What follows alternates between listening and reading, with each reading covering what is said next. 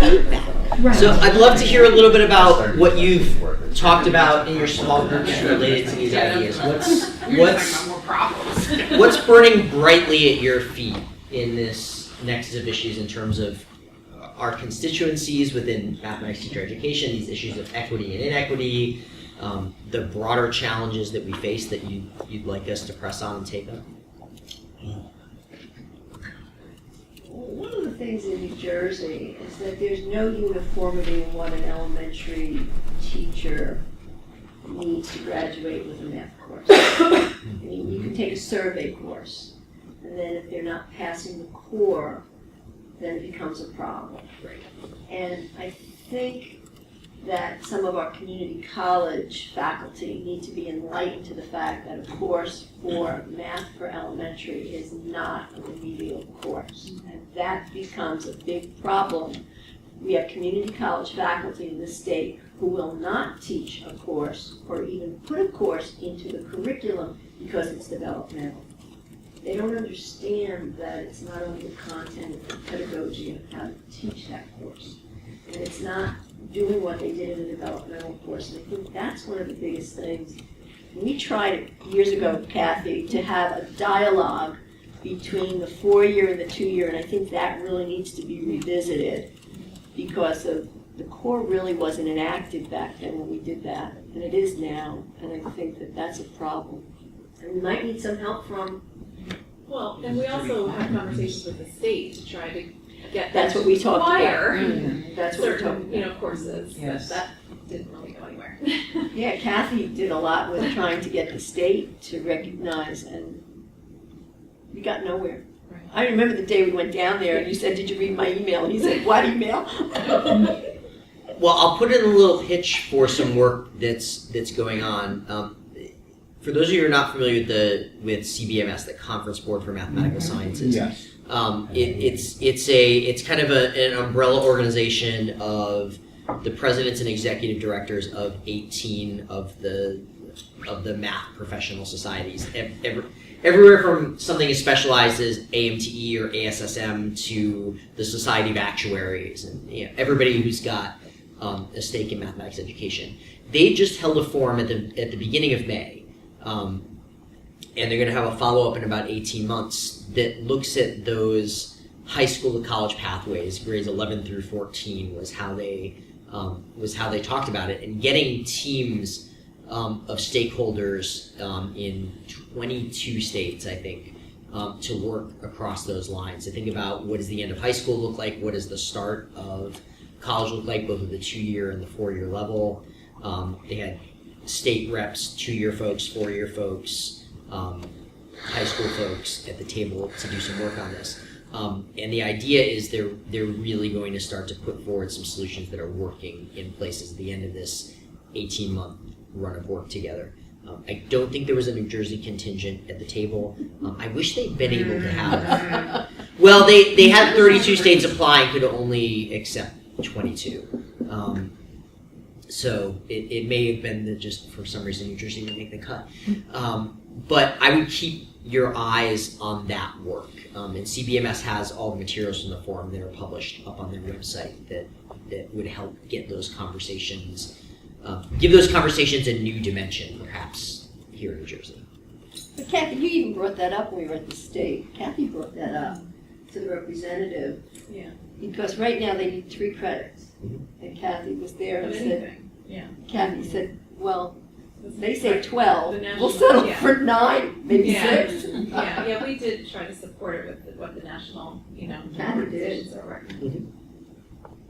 Heather, what's on your I mind? was just going to say that what people are talking about resonated with what we discussed in our group, because we were talking about equity and diversity in the teaching workforce, and had observed that the standards are a really good starting point, but there's a lot of filters, and if the conversation is all about keeping people out of the profession who don't know enough, which they should be, and having people in the profession who do know enough, but we're not focusing on making sure that we have the research base and the structural system in place to support learning trajectories for teachers that get them from one place to the other, we're just not going to be able to meet the demand, and we're not going to be able to do anything but replicate what we have now. And so we were saying that perhaps it sounds like this is already a place that people are starting to think it would help really to have sort of a better sense of those trajectories and how we could start them, way earlier than when we are realizing we only have white students to choose from in our teacher education programs. And I think even really digging in and understanding what those lived experiences were. Like I've had a couple of students who are bilingual, who come from marginalized groups, who've made it to the end of the teacher preparation program, which is essentially where I first meet them in the secondary context. And the stories that they told me that were not anything I facilitated, I was just lucky enough to be able to have them feel comfortable telling me about them, of what those barriers were in high school, in the first years of college, that were completely invisible to me as a mathematics teacher educator, but were very real hurdles that were knocking kids out of that pipeline before I even knew that they were in there. And thinking about how do we capture some of that experience, how do we understand some of that experience, and then work systemically to take those barriers down. And in New Jersey, the different state colleges are quite stratified in terms of the demographics. So when I look at I teach at King University, which is a very diverse group of students.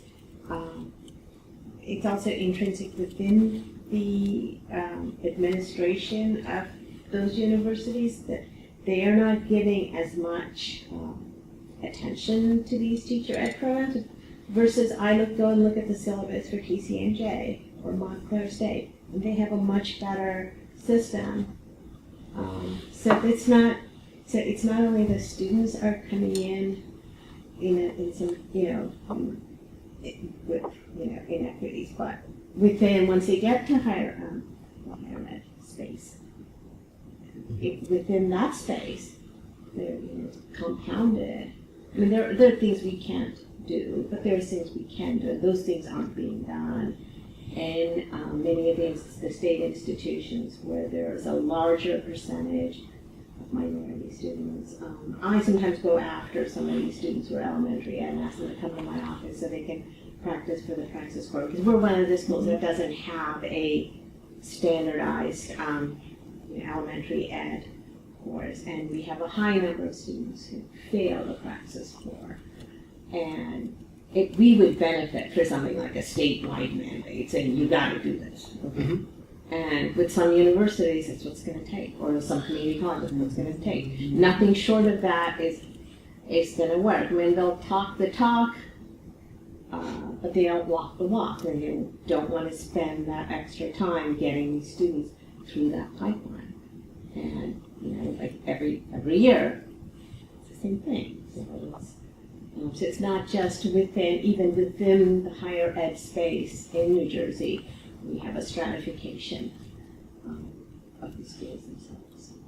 And I think we can push on this from both ends. I think certainly statewide mandates that are in the right headspace for this are extremely helpful.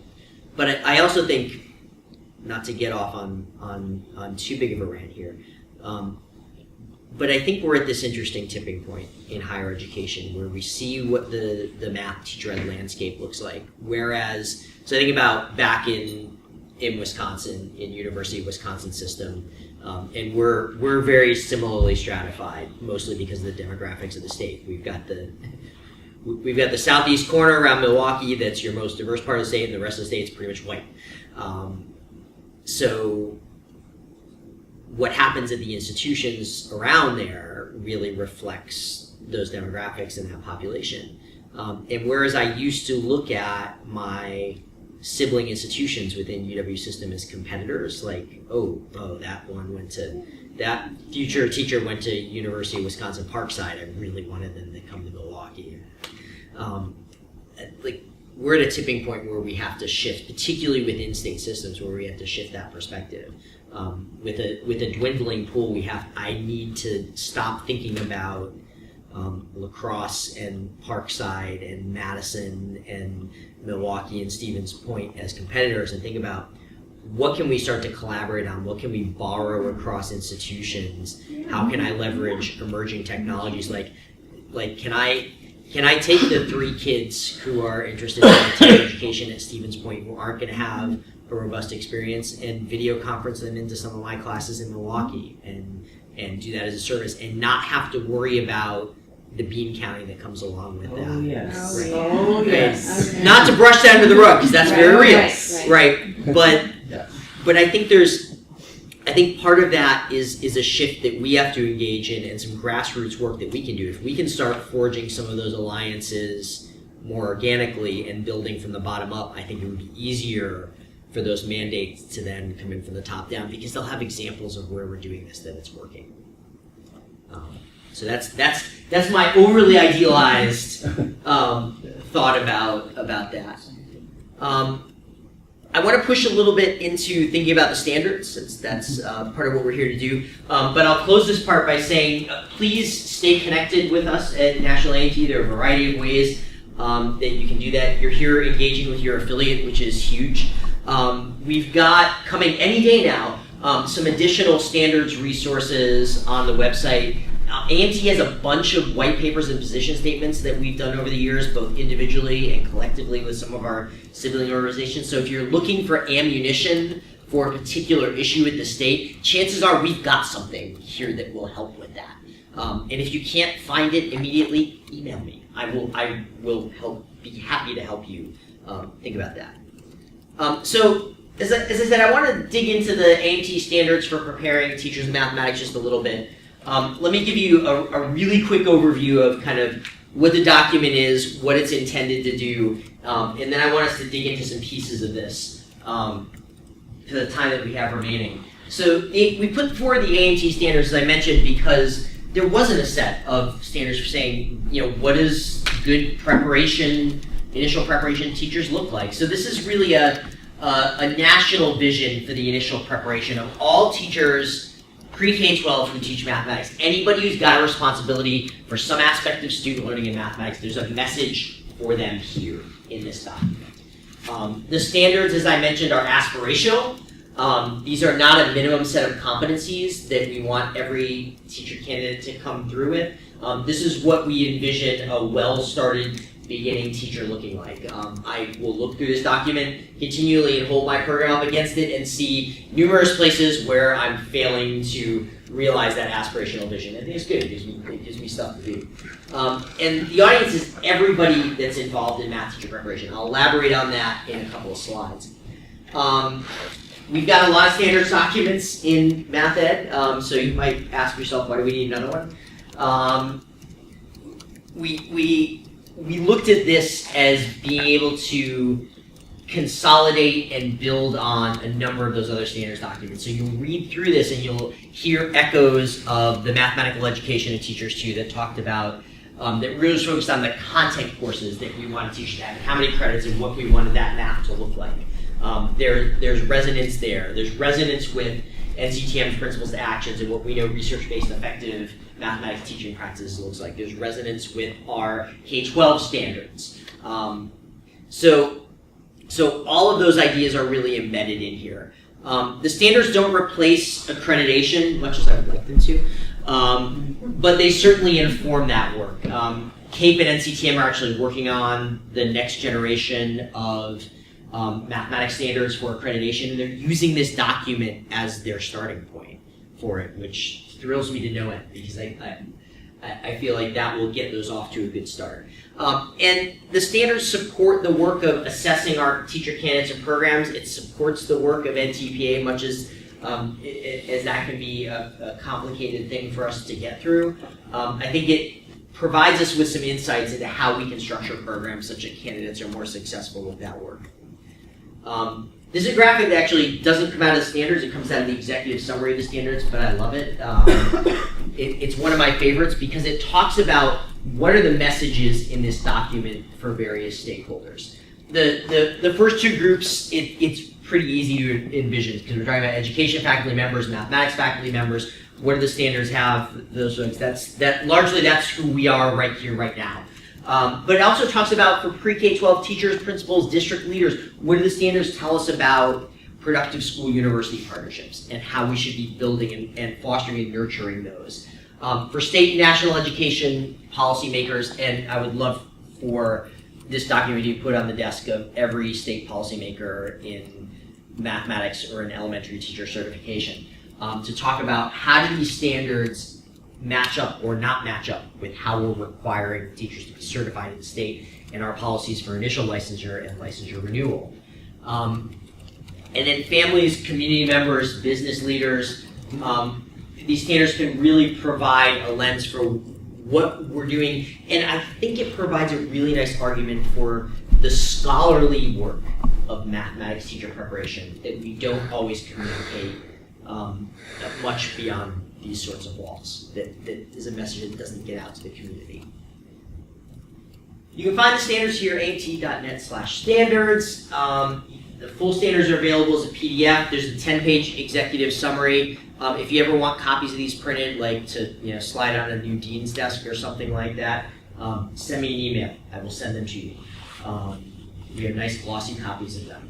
There's a nice 11 by 17 poster that's got the candidate, the program standards, and the assumptions. I have it taped to my desk at work to continually remind me of those ideas. And the website is now beautifully mobile friendly, broken down into those lovely colorful boxes that talks about the structure of the document, which I'm going to highlight right here, and then we're going to dig into aspects of chapters 2 and 3, which is probably the most critical to the work that we do. It's delightfully color-coded too, so those colors aren't just whimsical, they actually correspond to what you'll see at the tops of those sections. Chapter 1 starts with some assumptions and overview. 2 and 3 are the ones that really impact the work of thinking about our programs most directly. A set of standards and indicators about candidate knowledge, skills, and dispositions.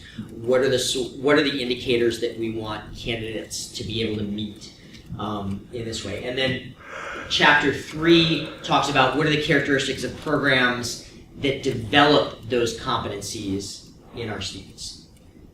Chapters 4 through 7 are grade band elaborations. You see the grade bands there. They elaborate some of the standards and indicators, not all of them, that are the most salient for those grade bands. So for example, the high school one, there are a couple of elaborations that really take apart what's the mathematics that high school teachers need to know and understand, and how do we develop that in the context of programs. So not all of them are taken apart. The ones that we thought were most important to provide some additional context. There are vignettes in those chapters that illustrate what good practice looks like in initial math teacher preparation.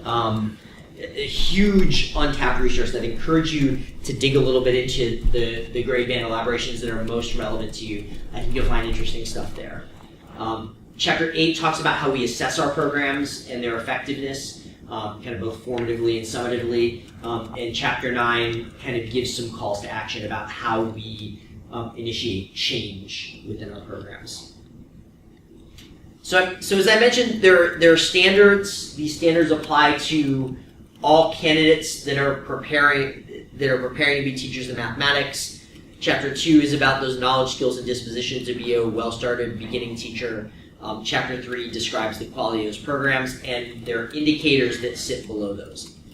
And there are a couple of pieces of language I want to highlight, and then we're going to dig into the standards and indicators on chapters 2 and 3. We talk about a well-prepared beginner versus a program completer because, as I mentioned, the vision here is aspirational. We don't want this to be a minimum set of check boxes because then we'll never really move beyond those. We use the much clunkier, in some sense, teacher of mathematics, which doesn't roll off the tongue as well as mathematics teacher does, but for a very important reason. It's to convey the notion that these standards relate to everybody who has a stake in the teaching of mathematics. Elementary teachers might not see themselves as mathematics teachers. Special educators might not see themselves as mathematics teachers.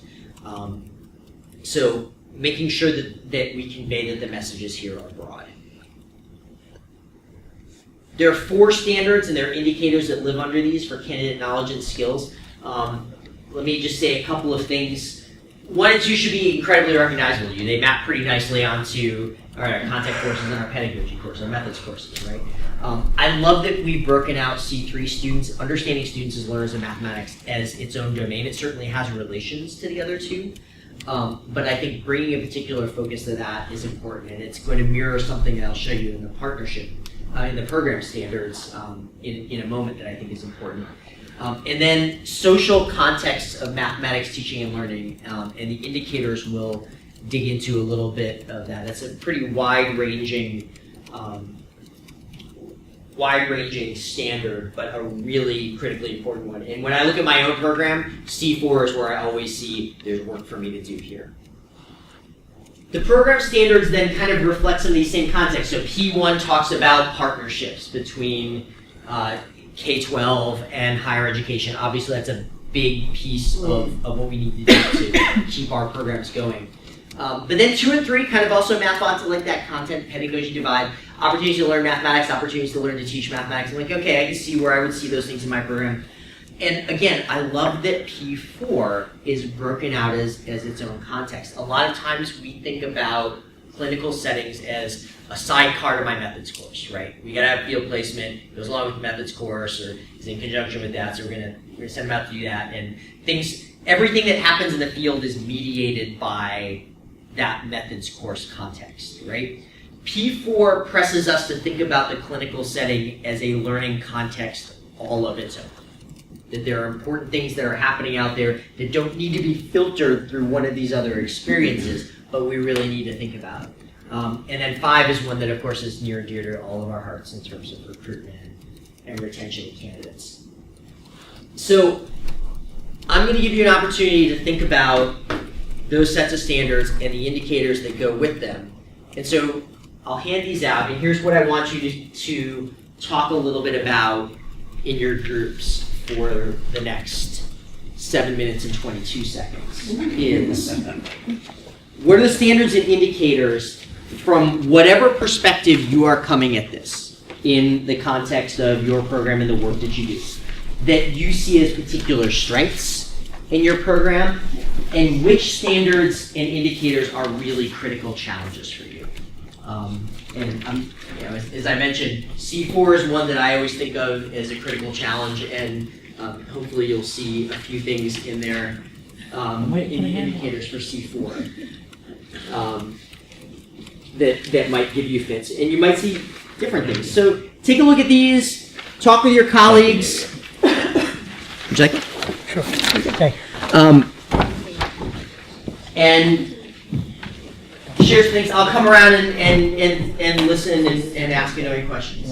And then we'll share some things out.